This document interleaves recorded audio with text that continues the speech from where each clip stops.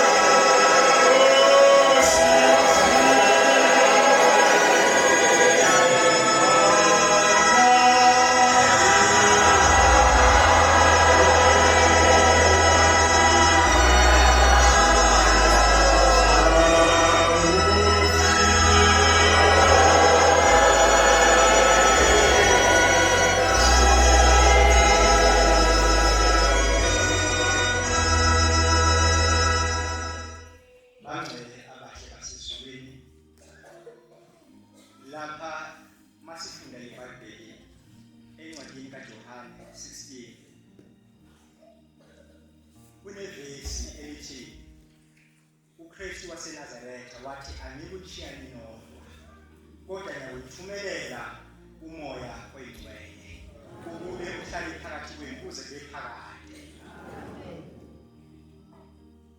Uthi emavesini aphezulu kungilungele noma kungifanele bangihambe ngoba mangahambi umthokozise umoya oyingcwele akayikuza kini, kepha uma ngihamba ubaba uyakunthumela kini.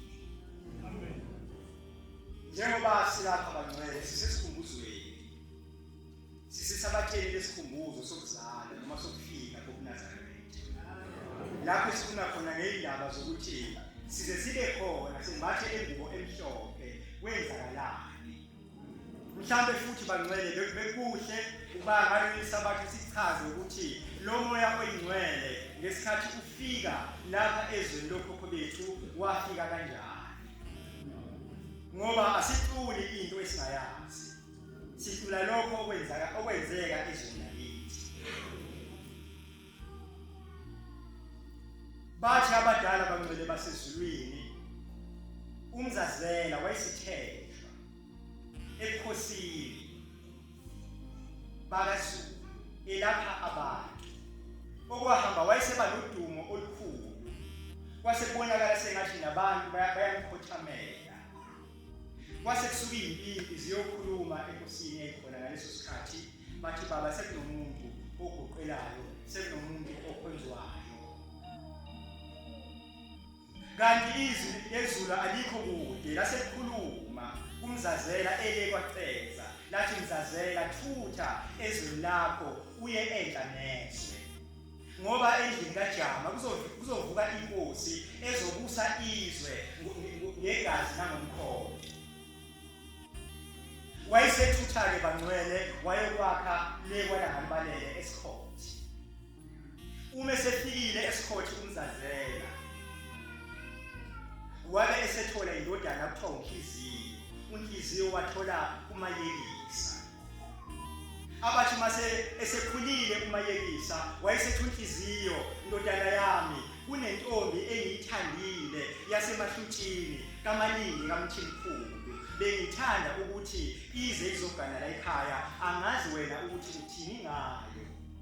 Wabe sethi umzazela, wabe sethi uMayekisa, baba noma ngisikhona intombi le bese ngiyibonile, kodwa ngizokwenza lokho ubaba akufisayo. Leli izwi lasezulwini lalikhuluma emkhathini, lingabonwa umuntu, kodwa ilona elasusa umzazela ezweni lakubo kwaceza lamisa kwaNtabamhlophe. Leli izwi yilo elalikhuluma nentombi kaMalingi uSitheya wakaHadebe, lithi Sithiya ziphathe kahle ntombi yakamthimkhulu, ziphathe kahle ebuntombini bakho, ngoba ukhalo lakho kuyohlala isikhonzi sehlupheko esiyobe sinomoya oyingcwele kuthiwa uhlele. Ethi kwesinye isikhathi mayilele ekhuphe abantu abagqoke ingubo ezimhlophe, engazi lokho ukuthi kusho ukuthini, ngoba ngaleso sikhathi into okuthiwa inkolo le yamasonto ngaleso sikhathi engabi khona. Ngisho neyimission zayingakafike emthini ngaleso sikhathi.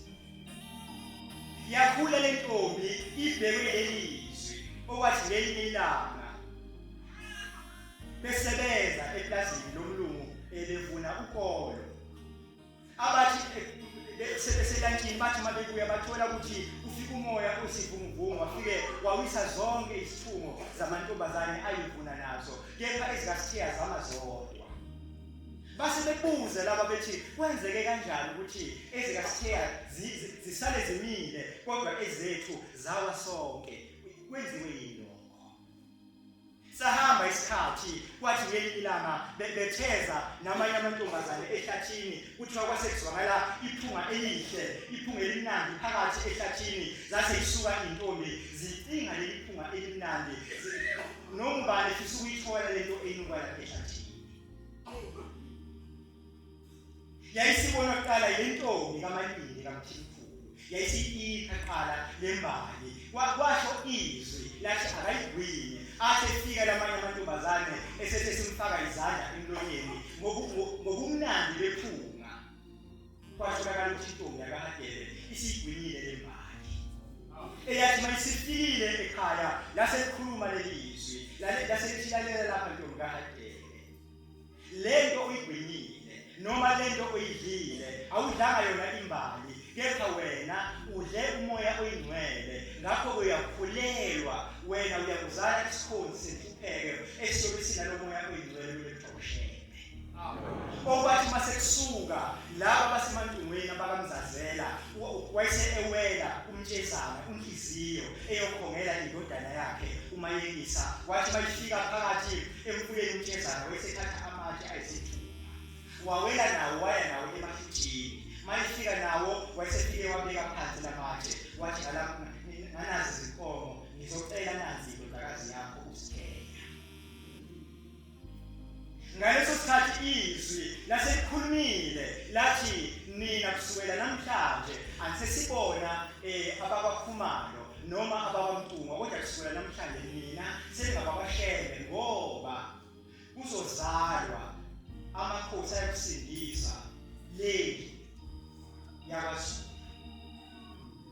Bathi babefika-ke emahlutshini base bembuza ukuthi ngabe uyabathanda yini wena laba bantu abafikile.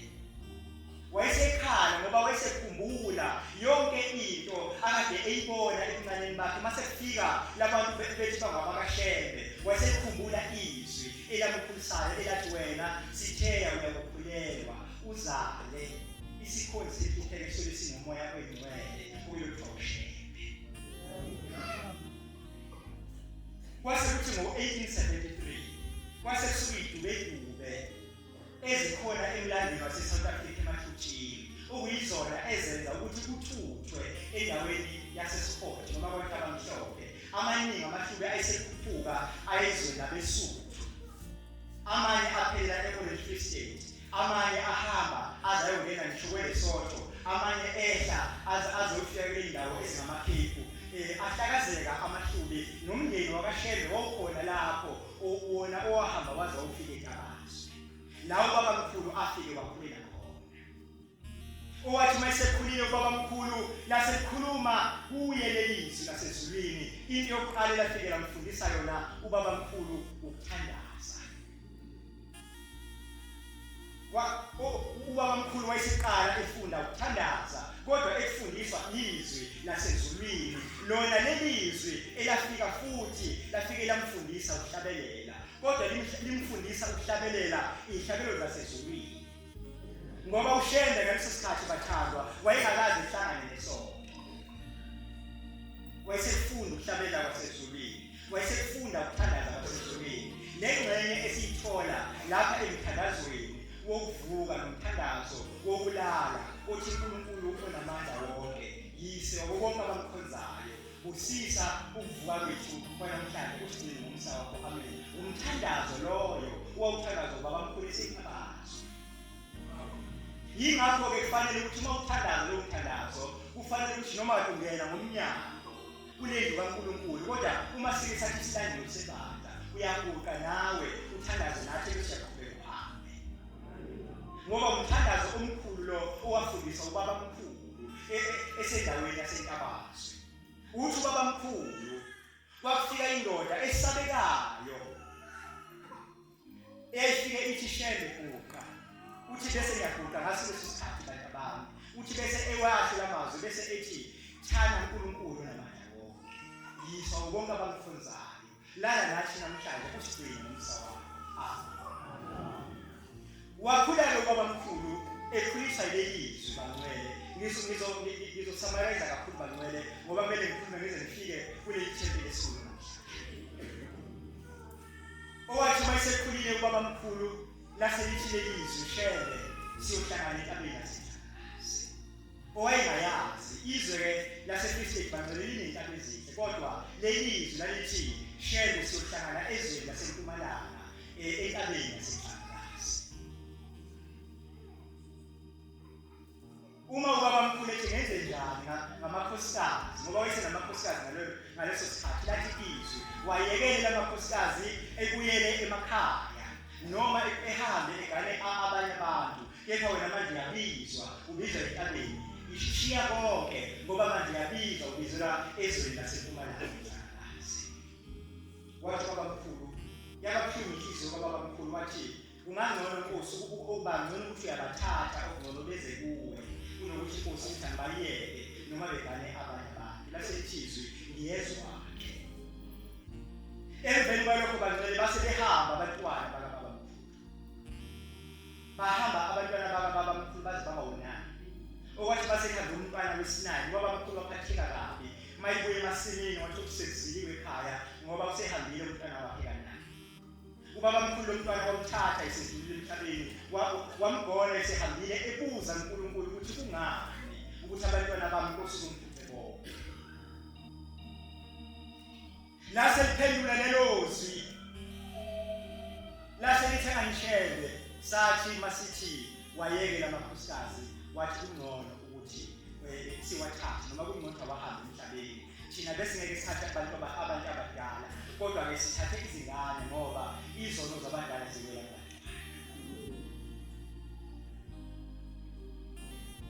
Okwathi ngelinye ilanga-ke ubabamkhulu sesidlulile leso sikhathi owabophela khona izinkabi wahamba wayolima ngoba ezweni laseNtabazo ubabamkhulu owayehlena amahashi ubabamkhulu futhi owayeqeqesha izinkabi ukuze zikwazi ukuthi zilime. Zonke izilwane zazimlalela ubabamkhulu eseseNtabazo.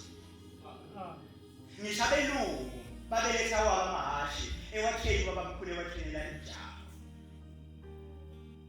Owathi ubabamkhulu eyolima mayisefikile lapho lasehlona izulu labalili kakhulu. Kwasekhamba impe efana nenyoni yazula kanti sikhomba ukuthi kuzoshaya umbane. Wawusushaya bangcwele umbane owafike washaya inkomo kababamkhulu eyayibizwa ngokuthi uKholibheli. Eyathi mayisishayile lenkomo waseshaya ubabamkhulu lapha ethangeni. Ubabamkhulu walala phansi amaviki amabili eshaye lowo mbane loyo. Wayesewubiza umndeni wakhe oqobo. Wayesethi sekuyahamba.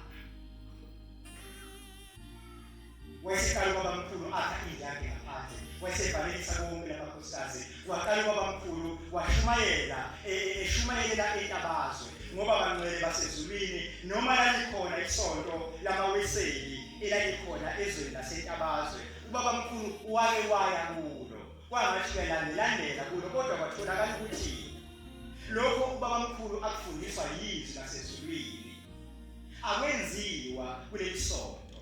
Uma izwi lasezulwini limfundisa ubabamkhulu lithi endlini yesonto akungena necathulo, utholakala ukuthi ubabamkhulu mayifika lapha esontweni abantu bangena necathulo. Lithi izwi balimfundisa ubabamkhulu lithi limfundisa ngobhabhatiso kaJohane ukuthi abantu mabebhaphatiswa bafakwe emanzini. Ethola esontweni abantu bafafazwa ngamanzi lapha emanzini. Ubabamkhulu wayeseliyeka leli bandla lamaweseli. Wayesehamba eyoyilalela yena umfundisi wase Native Baptist Church okwakungumfundisi uDebbie Shika. Wathi mayisekuyile wathi kuJulayi ngonyaka ka-1906 ubabamkhulu wayesebhajadiswa umfundisi uLeshika. Igama elithi Isaya walithola ngaleso sikhathi ubabamkhulu ebhajadiswa.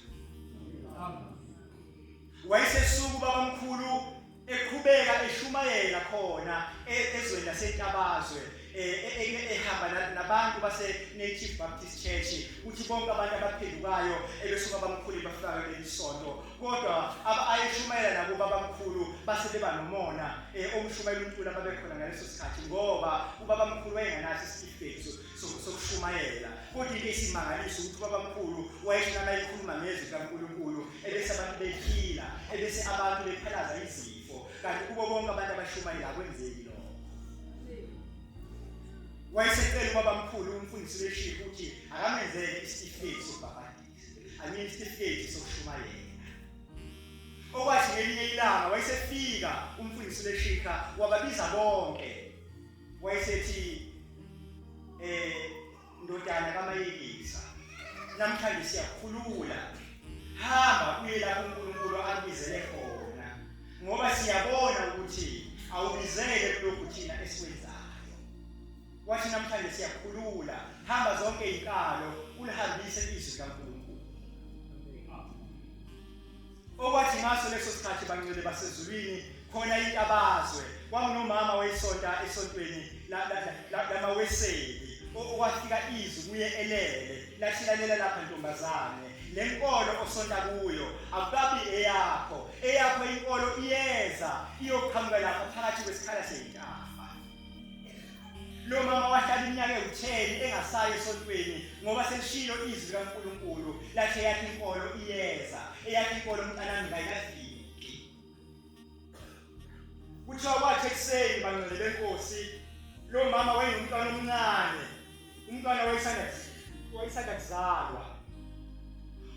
Wamele wayibona le ndoda yasezulwini, ayibona esibonakalisweni kuthiwa inkolo yakhe iyofika naloya muntu. Wayesayibona indlu yamthatha kaMayelisa lapho esikhaleni seyintaba igibeli ihashe. Lo mama washiya phansi umntwana kwalandela ubabamkhulu akaphindanga wabuyela ekhaya. Uye lo mkhokheli loyo wokuqala kwaleli lizwe lasenta owathi ehamba nobabamkhulu behambisa lelizwi abathi bephakathi nohambo wayesithi ubabamkhulu wayesithi bantu bami ngizwa isililo sabantwana bami basebejika ubabamkhulu kanti ubabamkhulu uzwa isililo seyinkomo iza ingasathengwa muntu ngoba abasebenzi babegula eplasini. Wathi mayifika ubabamkhulu esangweni kunogogo abakhulu leplazi owaziwayo ukuthi bayaluma kodwa yathi mayisifike indlu kaMayelisa labo gogo bafika balala phansi bashayisile. Wayesemangale lo mlungu ukuthi umuntu kanti lona namhlanje oze lapha eplazini. Ubabamkhulu akangakhulumi into eningi wathi mntanami kungani abantwana bami bengasemiwe. Wayesethi umnikazi weplazi baba abasebenzi bayagula bonke bangena umkhuhlane omubi. Wayesethi abantwana bami bakhe pho wayesekhomba umlungu wathi baba naba lapha esithoyisi yayisingeke indlu yamthatha kaMayelisa ihamba nalomkhokheli abathi mabe bathandazela laba bantu kanti umkhokheli uzokunulwa yileli phunga elinuka kabi bese fisa ukukhafula. Kuthi indlu yamthatha kaMayelisa yayibhekele umkhokheli ngapha ngemuva kodwa kuthiwa yazakala isisho ngezwi. Indlu yamthatha kaMayelisa yathi hey Monikazi ungalokothi ukhafule umke wakhafula mntanami lokhu kufa kuzithula. Babathandazela abangcwele wayesithi Monikazi sekusho babamkhulu athi mntanami hamba ukwenza uphalishi abantwana bami bonke bezokudla. Basebenzela abangcwele ubabamkhulu wahamba kulelo plazi lelo bonke abasebenzi sebebuyile emsebenzini sebesebenza. Okwathi bangcwele basezulwini ngokujabula umnikazi weplazi wayesefisa ukuthi ubabamkhulu engasahambi. Wathi baba yini engakwenzela yona ukuze ungabusahamba? Ngingakwakhela indlu ukuze uzohlala lapha ukuthi abantwana bami begula ebese baba wami ungithandazelele bona bephile. Wathi ubabamkhulu mntanami akuthengwa ngagolide akuthengwa ngasiliva umhlaba usilindele. Zonke izinto zilindele mina mntanami. Wayesesuka ubabamkhulu weza lapha bangcwele esanjalo ebheke ezweni laseMpumalanga. Wathi bayifika ubabamkhulu ezweni laseMpumalanga ngokuqala akafika abashumayeza abantu ababekhona kodwa wafika wabiza abafundisi bemishini. Wayesethi uNkulunkulu ungithumile mina futhi unginikezile amasu okuthi laba bantu abamnyama manje bashumayeza kumele bashumayeze kanjani. Kufanele lithini kubo ngoba le ndlela elishumayela ngayo ukuthi uNkulunkulu iphambene naye. Abamlalelanga ubabamkhulu ngoba le nto isho into yakho. Ubabamkhulu ngesikhathi esifika okokuqala engahlali wathola umprofethi umfazi okuyena wayinikezela ukuza kababamkhulu. Wathola nobaba wakaMathe naye owayisuka eNative Baptist Church wamthola esemthola eThekwini. Ubabamkhulu kodwa wayesebuya ebuyela eNtabazwe eseyovalelisa okugcina. Wathi mayisebuya ngonyaka ka-1911 emlandweni wase-South Africa la othola khona ubabamkhulu enza i-pass out ephuma e-Orange Free State ezongena eNatali wenza i-pass in khona. Kwakuthi noma bethi bayamshushisa abezimishini bethi uthatha abantu bakhe babo eseqalile eshumayela ubabamkhulu wayefike ekhipha isitifiketi lesi asenzelwa into abazishumayela ebese ephinde ekhipha lamaphepha ekhuluma ngayo. Yayisishumayela indlu yamthatha kaMayelisa kodwa ingakafiki eNtabazwe kodwa ingakafiki indlu yamthatha kaMayelisa kwafika abaprofethi kuqala ababenikezela ukuza kababamkhulu. Umprofethi umfazwe uyena wayimemezela esho ukuthi kuyeza ukukhanya, wamemezela njalo waze wayofika enyakatho ebukhosini benkosi yakwandluli. Ilapho afike waphela khona esephelile ngamandla, wayesendlula khona lo mprofethi. Okwesibili, umprofethi uNkabile wanazi intaba zasokonjeni, owathi elele lasefika izwi lamazwi laselihlalela lapha Nkabile mntanami, khuphuka uye entabeni, sifuna ukukhuluma nawe. Yayisikhuphuka lensizwa yakaNkabile eyathi mayifika phezu kwentaba uthi wayesibona lo muntu wasezulwini esihlangane ngaye ngoba silapha bangcwele. Lathi lelizwi lalela lapha Nkabile, kunomuntu ovela ezulwini ozofika emhlabeni. Lo muntu yebo ungumuntu ngaphandle, kodwa ngaphakathi kwakhe unguNkulunkulu. Ngakho-ke Nkabile, hamba ufike ushumayele eMaritzburg, ushumayele naseThekwini, ubatshele ukuthi kuyeza ukukhanya. Ukukhanya kuzofike kukhanyise emhlabeni, kukhanyise ezulwini, kukhanyise ngaphansi komhlaba, ukuze kukhanyise nje enhlizweni yomuntu. Uthi uNkabile bayikhuluma uthi ngabona ukukhanya, kodwa ngabona bonke abenzi bobubi bebaleka, bethi ngabe izono zethu sizenzela kuphi ngoba nakho ukukhanya sekufikile. Uthi uNkabile ngibona besifazane abathanda kakhulu amadoda bebaleka, bethi ngabe imfe kwethu yenzela kuphi ngoba nakho ukukhanya kasikhanyisa.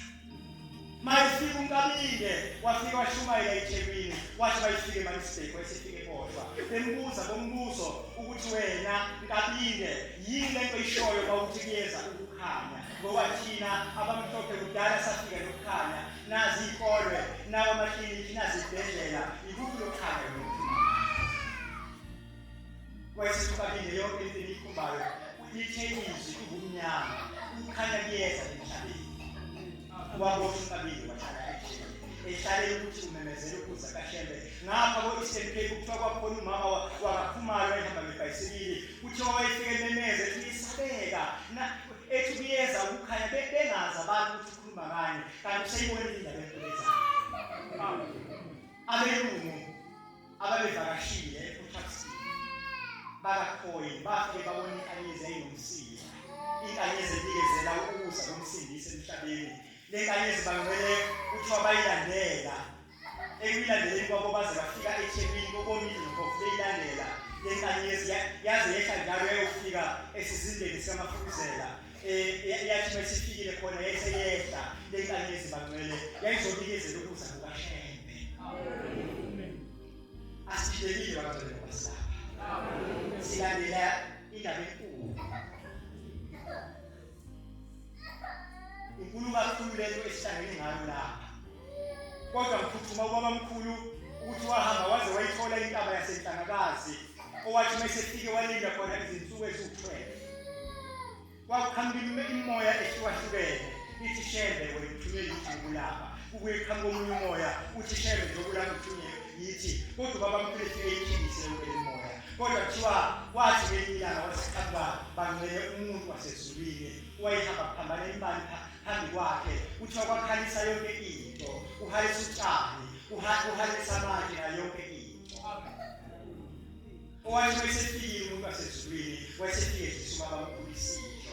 Ngifuna lapha ubabamkhulu ukuthi ubabamkhulu wathi kodwa uma esexoxa uhambo lwakhe esentabeni uthi ngakhuphuka intaba ngingumfokanhliziyo kaMayelisa, kodwa ngithemba ngiyehla intaba yaseNhlangakazi besimuyise wabo bonke, bese ngiqonda ulimi layo yonke indalo nolimi lazo zonke izilwane.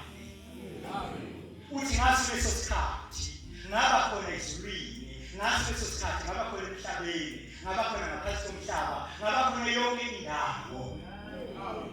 Uthi ngaqonda yonke imfihlakalo yasezulwini. Kwakushela Indabenkulu.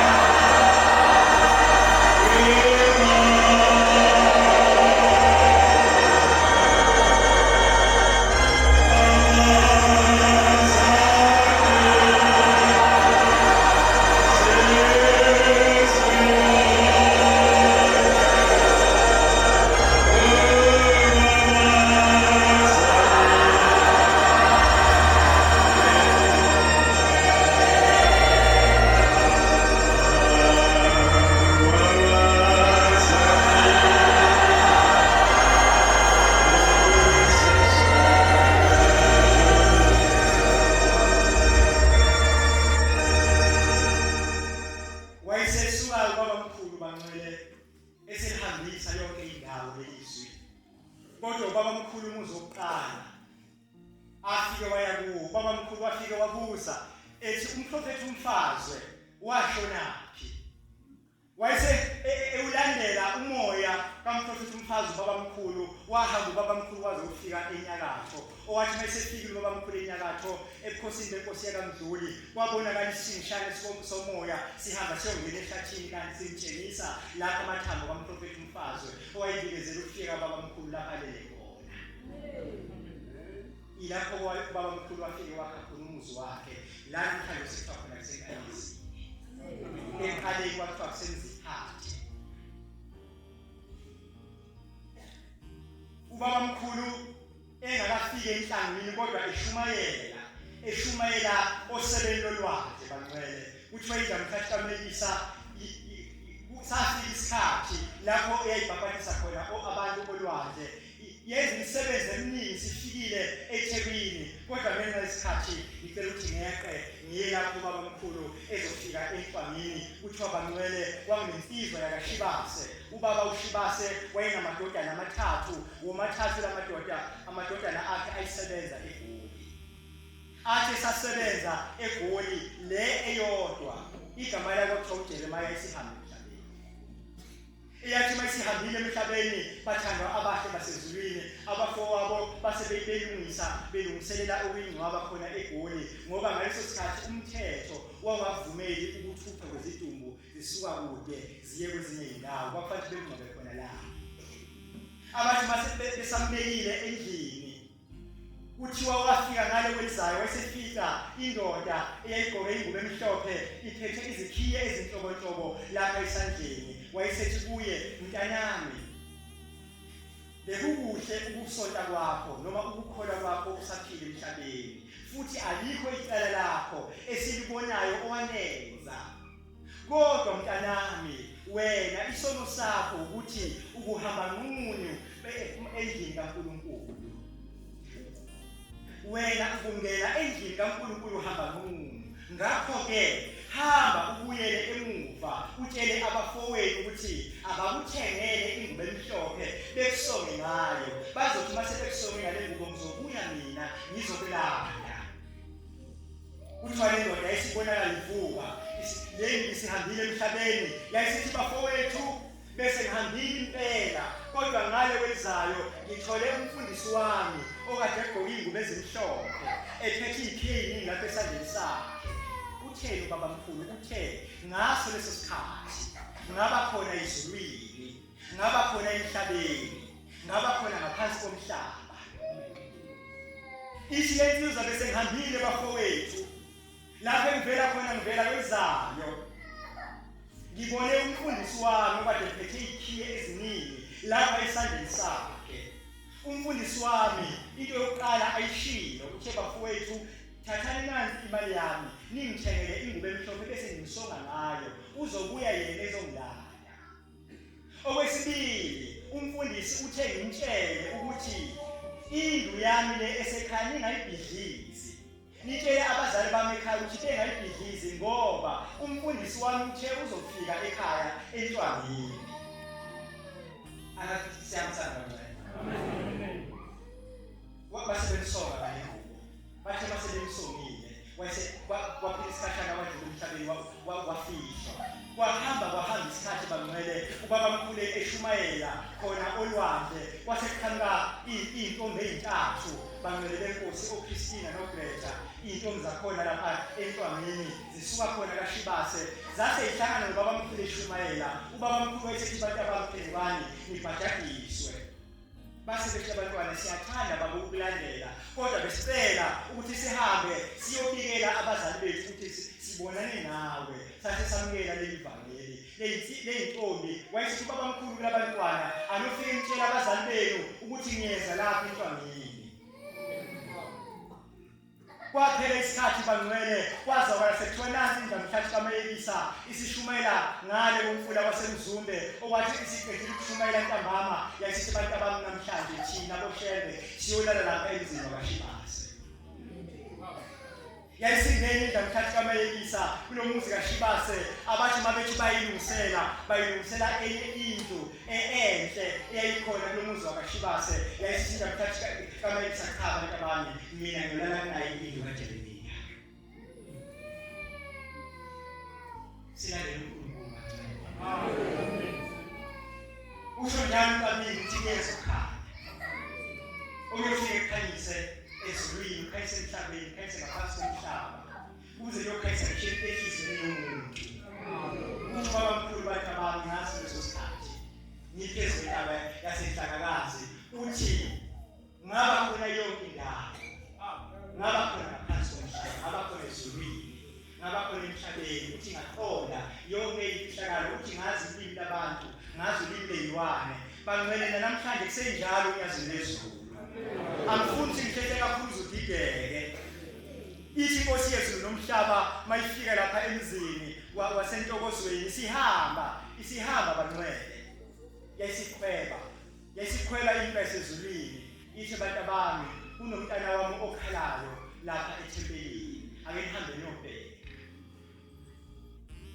Kanti lapha ethempelini bathe mabebopha ucingo ekhoneni base besontela esihlahleni. Ithi Inkosi yezulu nomhlaba abantu abami ufikile umntana wami wazokhala wathi baba bangisontele ngocingo oluhlabayo.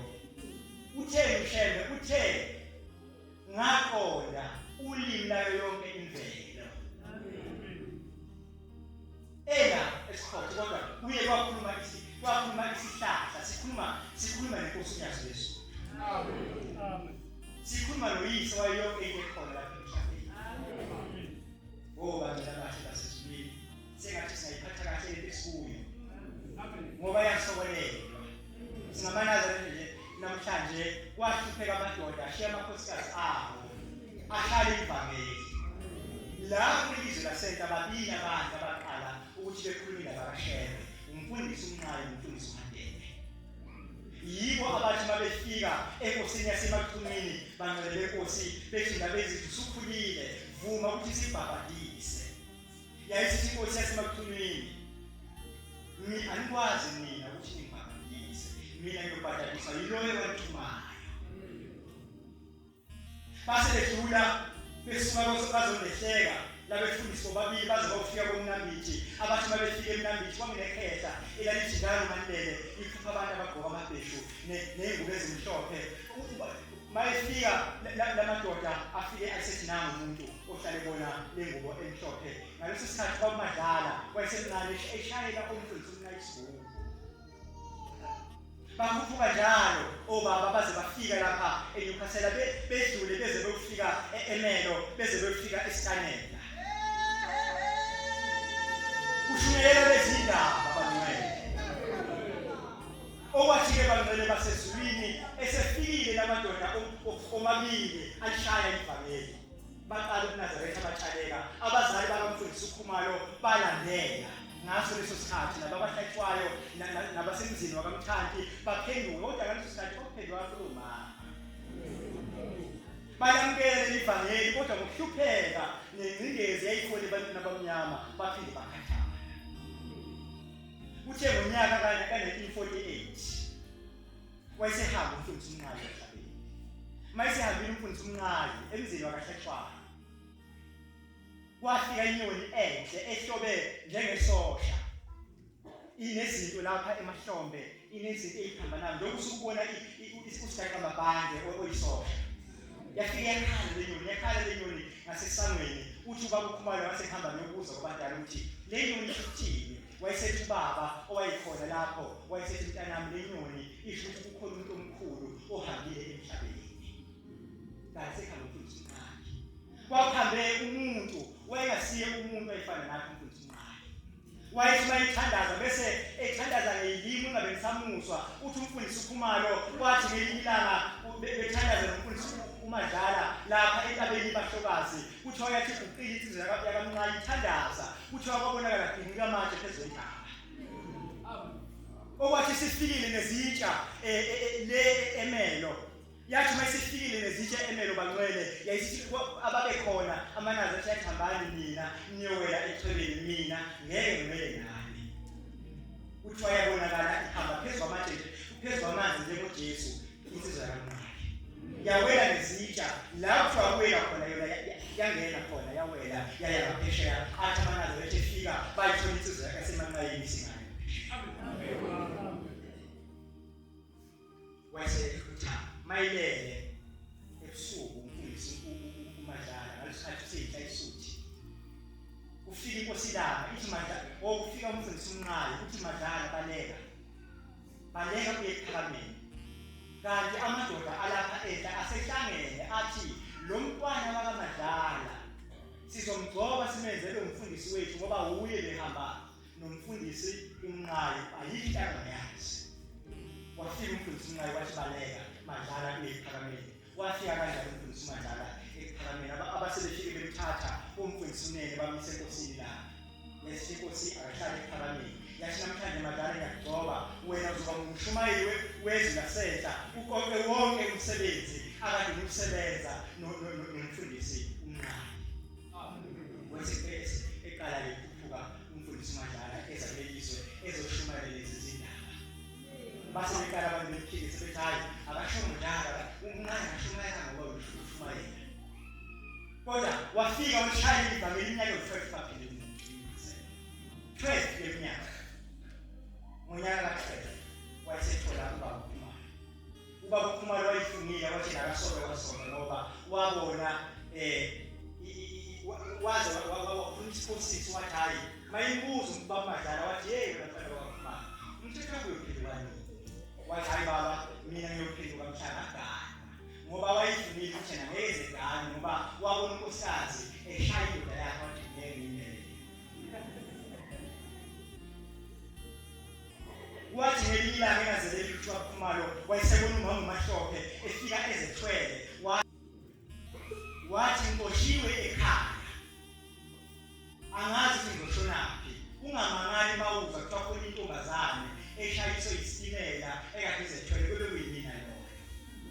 Wayesephatheka kabi uKhumalo wayesebathatha wayohlala nabo lapho ayihlala khona. Kanti sesifikile isikhathi sokuthi akaganyweke njengoba wafunga wathena uyothatha inkosi mhla eseganeni.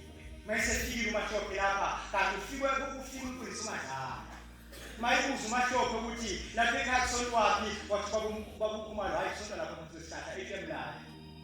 Mayefika lapha uMahlophe wathi hawu Khumalo kanti esontweni lihle kangaka la ekhaya. Wayesethi ubaba uMadlala uthe ucela kulethi inkonzo. Wayesefika umfundisi uMadlala namanazareti ayisejana wafika washaya ibhameli khona lapho wabonga. Uthi umfundisi uKhumalo ngathi noma sengelele wafika ngesibona kaYesu uMadlala wayeqala phansi inkonzo washumayela. Uthi wona inyanga lo yakho. Bathi masebefike ngoba ngaleso sikhathi ubaba uMadlala wayeshumayela. Ubaba uKhumalo nomkhokheli wokuqala walelizwe uMabheka wamthanda babhadaliswa umfundisi uMandela lapha eMbondwane. Imbondwane umfula lo wayeyikasela ongenisela encane. Umkhokheli wethu wokuqala wayehambele nje eyintombazane engagane muntu mayifike enkosini ilanga embuza ukuthi mntana wenu ngakuphi wathi baba wasenyipasela wathi lalela lapha mntana kusukela namhlanje wena usumkhokheli wasenyipasela.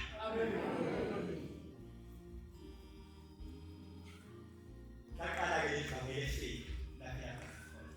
Obaba umkhokheli wokuqala umfundisi wethu uKhumalo bababandisela khona eFele eMbondwane. Owathi masekusuka eFele sekuya eMaphakadeni base bethutha-ke sebesuka neThempeli khona lapho. Kodwa kunendawo eyayithengwe ubaba omkhulu okuthiwa kusentengisweni. Lapho la wafika wabeka lo mkhokheli ayisuke la eNyabazwe. Owathi masekusukiwe lapho kwaziwa lapho eMadadeni. Masekufika eMadadeni kwatholakala nje nabantu bakhona lapha osizweni. La mafika la osizweni kwafika nobaba uNkosi waseGumbe. Uyena wafika namanazareti la. Uyena wayemasiza. Lelo gama likaMasiza leyasisa umsindo kulelizwe.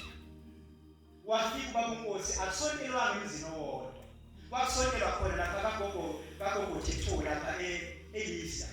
Kwasonelwa kaKhumalo la kwaphinde futhi nakamkhokheli uMabhiya kaMthandi kwakusonelwa khona. Kwasonelwa futhi nasesikoleni eJohn. Ayikho indawo eyodwa lokuNazaretha mafika la kwasonelwa kuyo. Kwashintsha kaNkosi. Kwahamba wayesehamba emhlabeni ubaba uNkosi. Mayesehambile ubaba uNkosi emhlabeni kanti kuzophendukwa ubaba uThwala. Ubaba uThwala wayesuka ebandleni lamaZayoni, ewumvangeli kulebandla lamaZayoni, okwathi ngesikhathi yokuthulwa enkosini inyanga yezulu, engayizwa kahle lento esiyikhulumayo masisikushe kuNkulunkulu.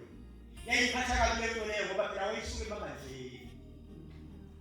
Uthi wathi elele uthi nje mabefika lapha ngaseguqeni kwenkosi inyanga yezulu lo owakhiwe phezu kwentaba ufa isifiko lesithongwana uthi wena wayesefika umuntu wasezulwini wathi hey wena othi iphatha kabi indaba yokuthi ushaya uNkulunkulu lalela-ke lalithini ivesi lapha eBhayibhelini elithi ekuqaleni wayekhona ulizwi wabe enguThixo ulizwi wabe enguThixo konke kwavela ngaye.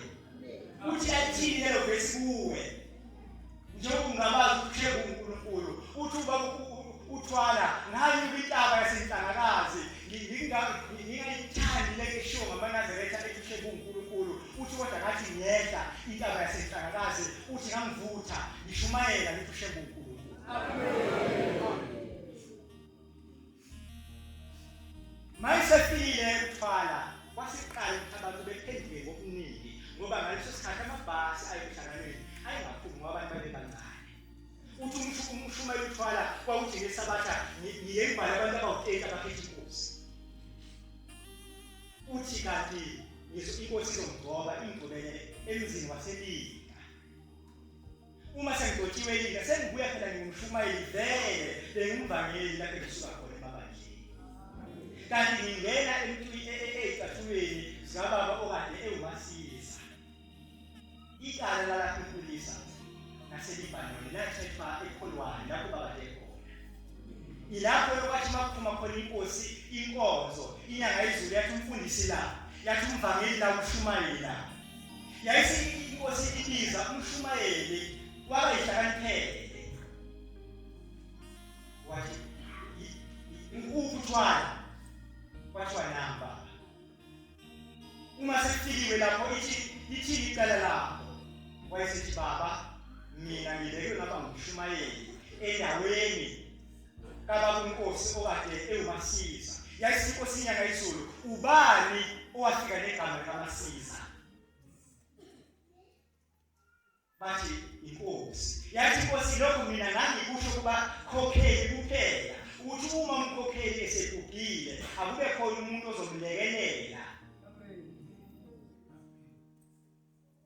Wayesethi esebuza umshumayeli uNtombela wayehlakaniphele wathi Ntombela wena kambe njengoba umshumayeli omdala lena ngakugcobela abashumayeli abawunani. Wathi baba ungcobela abashumayeli abawunani. Yayisithi inkosi inyanga yezulu lalela-ke Khumalo wena ungumshumayeli eLibanoni eMadadeni. uThwala umshumayeli osizweni ePulisa. Lathethwa lapho-ke iqala leli likaMasiza okuyilona elasusa isimo lelizwe. Bangcwele abahle basezulwini isikhathi siphelile lesikhathi kodwa lomfisi ngesinayika isikhulunyiwe indaba abashayeli esikhuluma kufanele nabantwana labo abakhulayo beyazi. Emva kwamfundisi Khumalo wasiba kumfundisi Vilakazi. Ibona abafundisi abadala abasilekelile basifundisa ngalokhu. Uyazana uNazaretha. Bengakuhle nathi sizale kakusha. Ngoba akuzukusiza bangcwele ukuthi sibungaze ukuzala kokuNazaretha thina kodwa singaguquki singazali kakusha. noma ukwaziwe zonakeli nenkani noma unolanga noma nazo zonke izinto ezenziwayo kodwa bengicela uNkulunkulu ukuthi kulesi sikhathi njengoba nje kuzala uNazaretha bengaba ukuthi nawe uzalwa singakhulumi kuphela ngokuzala koNazaretha thina singathwasi emoyeni sibe basha silokhu njalo singafani nokuqala okuhlale kukhulunywa ngawo ukhulu emanzini njalo ukhulunywa njalo hamba kanjalo senkolweni lapha bengicela abashi ukuthi sengathi singaguquka kuyo yonke into eyiphalayo akekho umuntu ongazazi ukuthi njani ithi Nkosi ilanga ma umhlangano sizokwehla uye ekhaya ephakathi ithi Nkosi kambe umuntu mayibonisa kuwena uyayibonela noma uyayibonela bani umuntu uyayibonela yena esibukweni umuntu uzazi yena angiphathe ngalesi sikhathi esikhula ngaso mhlawumbe kulabo abadala abangqoka ibuza ukwaveleza zayo ukubalaje ezethi ubunzima wakho ibonele wena bengaba kuhle bangcwele sihambe sifike siyibuka lokho kuzosenza isinikeze sinikethele ithi Nkosi namhlanje siyahamba sibuyele ekhaya ePhakameni ithi Nkosi namhlanje nonke abantu abamithethele izono zenu ithi Nkosi kodwa namhlanje ngiyadabuka ngoba abanye phakathi kwenu siyothi sifika emzini wasePhakameni bazobe sebebathathile futhi ujolisaka bezono zabo babayifaka kanjalo ngiyabonga ngcwele Inkosi kusifuna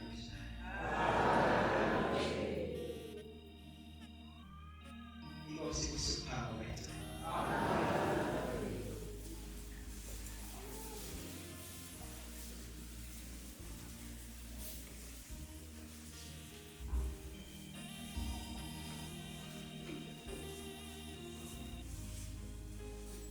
In the Benkulio.